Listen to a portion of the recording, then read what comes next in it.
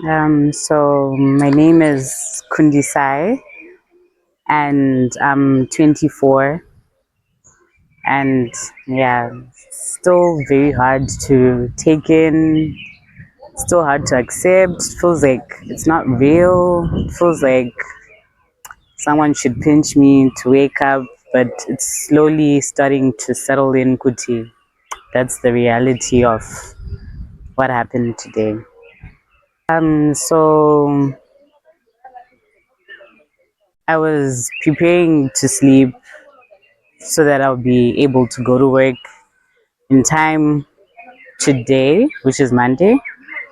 Then put my phone on silent and actually slept. Then I suddenly woke up around 12 and my phone is blowing up because my cousin kept calling me constantly, but I'd actually put it on silent. Then I'm trying to answer, she's cutting and she's typing saying, hey, there's robbers in the house. I've heard a gunshot. Call anyone, call everyone. We need help. We need help. I can't answer the call. I'm in my room. Just call anyone that you can call. So that's when I started calling my older brother, Munyaradzi. Then started calling the people that stay around as well. I called the guard that guards the hideout side. He also started calling other people at Kutiwauye to help out and to see the situation. So as that was all happening, my sister and I were on the way from Sunridge to come here. Tashika Parua, we get another call. It was from my little brother and he was crying. He wasn't really making sense. Then we're like, you know what, let's first arrive and see kuti chichikuitika why mwana ari kuchema. Tomba tasvika. Then they told us that dad has been shot, he's been taken to the hospital. We rushed to the hospital. I get there, people are crying, and I'm wondering, okay, why are people crying? Everything's going to be okay. Then I asked my brother's wife, and I'm like, hey, so why are people crying? Everything's going to be okay. He's a strong man. He can take a bullet and still survive. Then that's when she broke it to me that he was pronounced dead on arrival. So honestly, still in denial, but as people are coming and hugging and crying with me as well, that's when things are starting to actually settle in that those are Itika. Yeah, it's a very huge loss. I think if you are a person that comes to the hideout, you can see that the way that this place is built, it's got many homes, not just like our home, but homes for other people that also raise their children while working with him and for him. Homes of the workers, the gardeners, everything. Everyone stays around here. There's no one that stays far from this workplace because he literally built those houses for the workers to stay. So it really was a big community. If you even talk to some of the people, there's one lady, she was actually saying she started working here when she had her first child who was only 1 years old, and now she's got 5 children, and they're all married now. So that's something that's really big. He was just a very great man, to be honest. We had a good relationship, but with fathers to their daughters, they're pretty strict. They're not going to allow any funny business. So that was just the situation. He was strict, he was funny, he was an amazing man.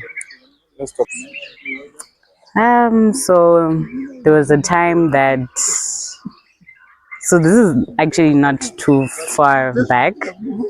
My cousin from the USA, she came to visit and she came with a bottle of tequila for him to try out. And I was like, chance given, we're going to all try this out.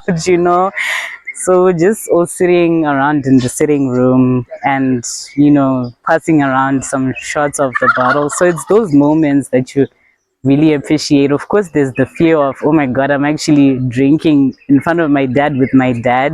But it's also something that I found special that, yeah, getting to drink with your dad, I guess, which was really nice for that moment. But there's so many other memories and so many other things that I feel like the way that he built it, there's really no other choice for us to look left. We need to look right and take up from where he's left from. And he's done his best to teach us a lot. I don't think there's anything that one person can say they were not taught how to do. He was someone that if he tells you do this, it's not because he doesn't know how to do it. He's done it. He learned through from the bottom to the top of his business, and he taught it to us that way. So yeah, we're pretty much going to just continue from where he left. How strong was he? Okay, so at the age of 58, he wouldn't miss a day in the gym. He was still very active, going from one point to another, walking more than 10,000 steps a day, operating his business, and even emotionally, he was very strong. Physically, like I've mentioned, he was very strong, and he had the biggest and the strongest heart. There's actually a lot of things that he would always say, but I think what he would always say to me is obviously different from what he would always say to like other siblings and everything. So for me, every time I would ask him for advice on like how to be as big as he was, he'd always tell me, you know what, just start somewhere, save up, and then you start investing and growing from there. When you start, making your money or whatever, don't then start living lavish. Just save up and do something with what you've saved up so that you can get more and more and more and grow in that way. And he's always told us to always pray for the right people to be in our lives. And those are some of the lessons I'll still cherish and move forward with. His heart was definitely his biggest asset. And it's a heart that allowed a lot of people to come close and experience that heart, to experience that love. Something that I don't think there's anyone here that could ever have anything to say, Kuti, this man did not do for me in my life. So that's how much of a big heart he really had. About people that have a good heart is whenever they give, they get back 10 times more. So it was a blessing to even us. So we would never get jealous about things like that. In fact, we were happy, and these are things that it's a character to want to adopt. Yeah.